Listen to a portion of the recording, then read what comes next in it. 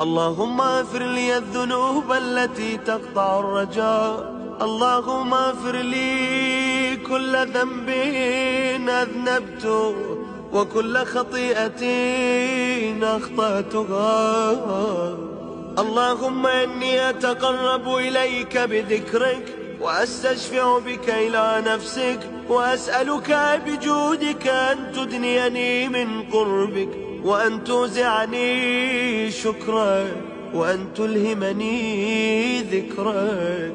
اللهم إني أسألك سؤال خاضع متذلل خاشع، أن تسامحني وترحمني وتجعلني بقسمك راضيا قانعا، وفي جميع الأحوال متواضعا.